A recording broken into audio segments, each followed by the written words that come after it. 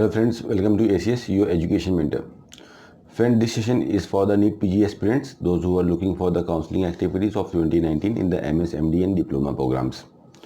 So in this session, there are actually two notices for the students regarding the counselings.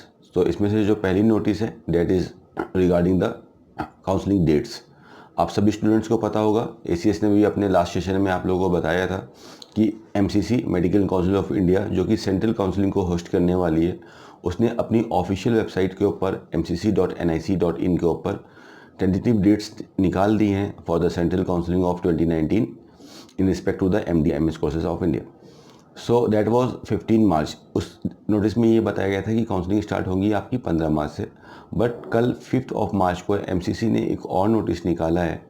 उस notice में ये mention किया गया है कि counselling will start from the 12 March instead of 15 मार्च. बाकी का कुछ मेजर चेंजेस नहीं है, बाकी का शेड्यूल वैसा ही है. पहले उसमें 15 मार्च बोल रखा था, अभी 12 मार्च बोल दिया गया है.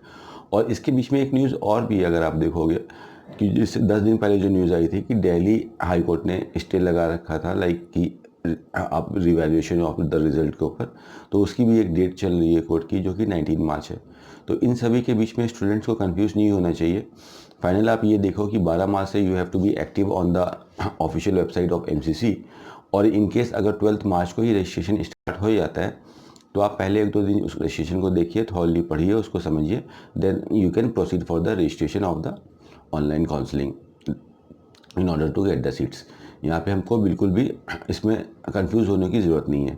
जो पहले राउंड की काउंसलिंग्स होंगी सेंट्रल लेवल के ऊपर, सेंट्रल लेवल में ऑल इंडिया कोटा की 50% की गवर्नमेंट सीट्स की, डीम्ड कॉलेजेस की, सेंट्रल यूनिवर्सिटीज़ की जो आपकी काउंसलिंग होगी, आर्म फोर्स मेडिकल कॉलेज की. आर्म फोर्स मेडिकल कॉलेज में किसी भी टाइप का रिजर्वेशन नहीं रहता है. There is nothing like community reservation like SC ST और such. That is like 100% on the merit base. उसमें जो आपके जो डिपार्टमेंट रहते हैं, आर्मी के, मिलिट्री के, पैरामिलिट्री के, वो सब रहते हैं. और अगर सिविलियंस भी अगर AFMC में जाना चाहते हैं, आर्म फोर्स मेडिकल कॉलेज में जाते हैं, तो आप लोग भी उसके फॉर्म को फिल कर सकते हो. बस आप लोग को एक बॉन्ड वहाँ पे साइन करना पड़ता है in order to give work over there in the arm force medical college.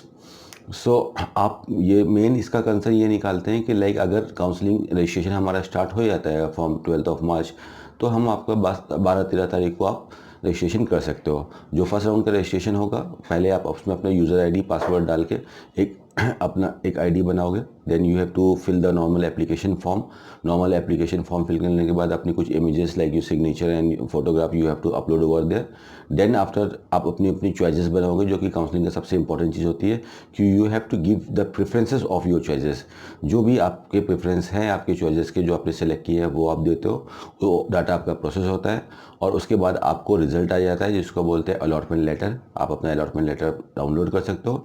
Then you can reach to the college. जो भी गिवन डेट्स होती हैं, अपने रिस्पेक्टिव कॉलेज जो भी आपको अलॉट हुआ है, वहाँ पे जाके you have to submit the fees and do the documentation parts. इस तरह से मार्च में आपकी पहली काउंसलिंग होगी, अप्रैल में सेकेंड राउंड की होगी और मई में थर्ड राउंड की काउंसलिंग होगी. For government there is only 2 round counselling. So this was specific notice number 1 regarding the dates. Notice number 2 आई है आपका जो MCC में, वो भी कल आई थी. Date was regarding the NRI. तो आप लोगों को पता होगा कि जो प्राइवेट मेडिकल कॉलेजेस हैं इंडिया के, वेदर दो ज़्यादा डीम्ड यूनिवर्सिटीज़ और मैक्सिमम लाइक स्टेट के भी जो प्राइवेट मेडिकल कॉलेज होते हैं, इन सभी कॉलेजेस के पास 15% सीट्स रिजर्व होती हैं फॉर द NRI स्टूडेंट्स.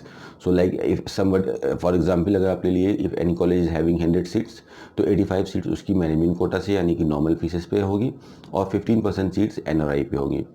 तो अभी जो NBE ने अपना सिनॉप्सिस निकाला था, उसमें ये बताया गया था कि इस साल 2019 में नीट PG के अंदर दे आर ओनली 16 स्टूडेंट्स जिन्होंने NRI का रजिस्ट्रेशन करा के रखा है. येस, मात्र 16 ही स्टूडेंट्स हैं, ओनली 16 स्टूडेंट्स हैं जिन्होंने NRI का रजिस्ट्रेशन करा रखा है. और ऑन द अदर साइड अगर आप देख रहे हो तो लगभग 3000 से ज़्यादा NRI की सीट्स है.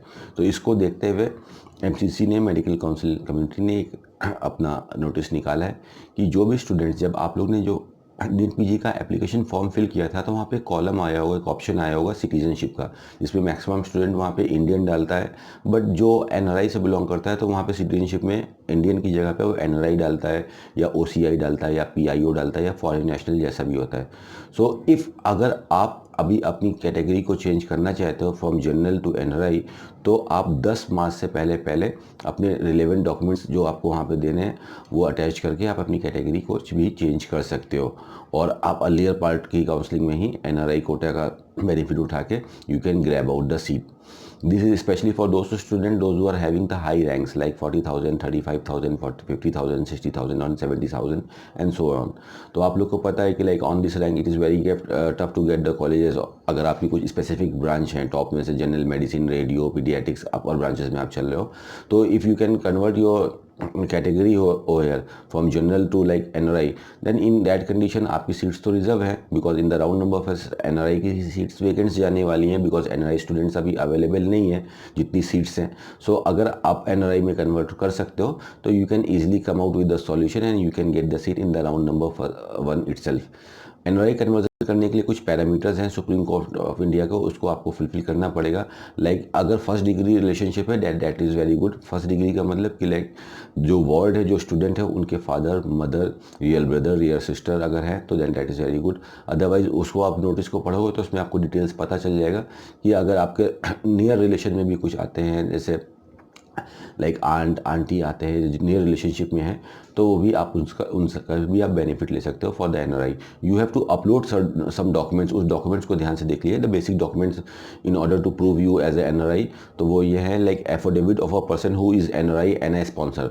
जो आपका स्पॉन्सर रहने वाला है यानी कि जो भी आपका एनआरआई होने वाला है उसका एक एफिडेविट चाहिए कि ही और she is interested to sponsor you out, और वो आपका एक स्पॉन्सर रहने वाला है। दूसरा जो डॉक्यूमेंट लगेगा इसमें वो ये है कि like documents claiming that the sponsor is an NRI.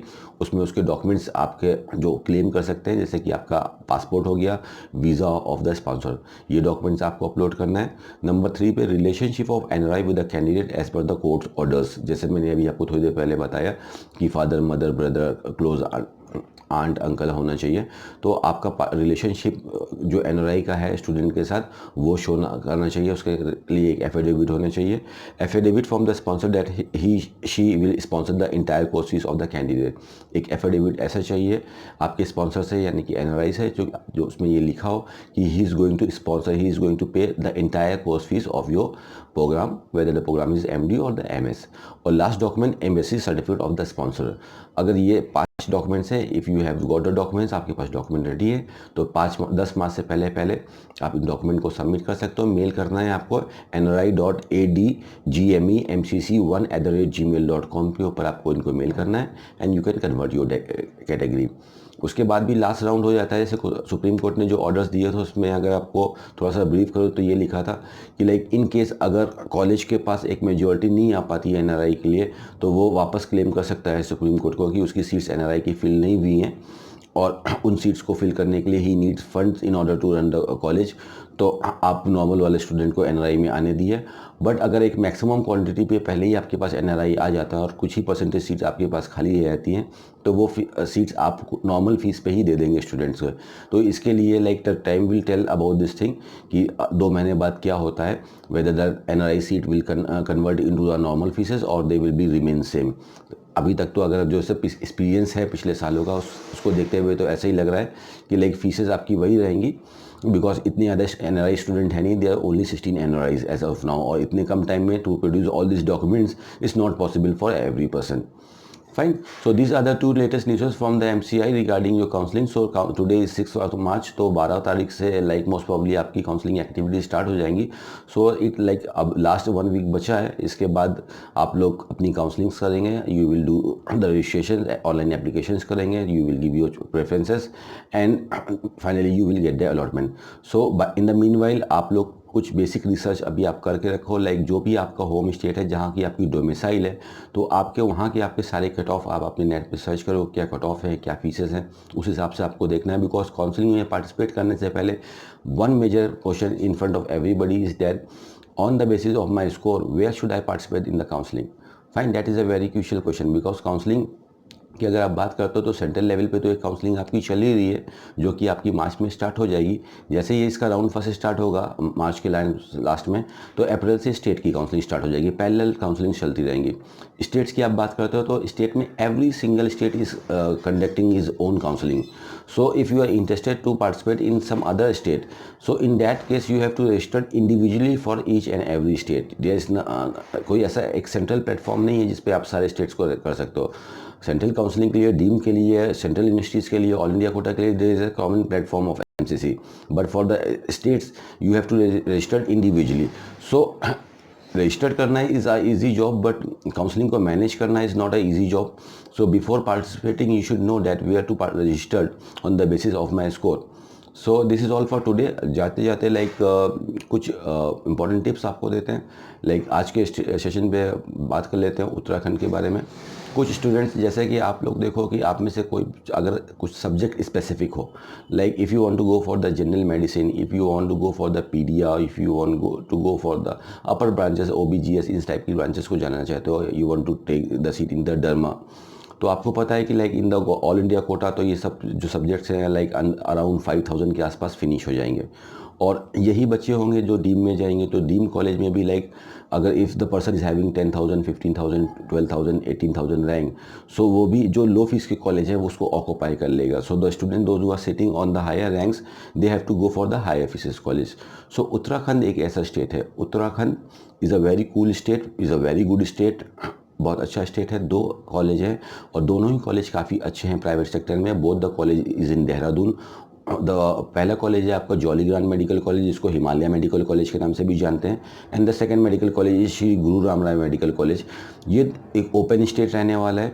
2 college हैं, 50% सीट्स अपने स्टेट को देते हैं, 50% आपका ओपन रहता है रेस्ट ऑफ इंडिया के लिए. तो आप यहाँ पे काउंसलिंग कर सकते हैं. The total number of seats is very less. बस अगर आप लास्ट ईयर का आपको मैं डाटा देता हूँ तो उसमें ये है, the people those who are having a score rank of around 20,000, जो केरला से, कर्नाटक से और महाराष्ट्र से बिलोंग करते थे, ऐसे स्टूडेंट ने यहाँ पे काउंसलिंग करी. And they have got the branches of general medicine की सीट यहाँ पे आपको मिल गई, डर्मा की सीट मिल गई, ऑब्स गायनी की सीट मिल गई, और ऑप्थल भी यहाँ पे 28,000 तक अवेलेबल हो गया था. तो एक गोल्डन स्टेट रहने वाला है. लोग इस पर ध्यान नहीं देते. सो आप इसको देखना, थोड़ा सा एक्सप्लोर करना, that can help you out. इसकी फीसेस के बारे में जानना चाहोगे तो फीसेस इसकी 24,70,000 थी. फर्स्ट ईयर की faeces including everything was around 26 lakh rupees.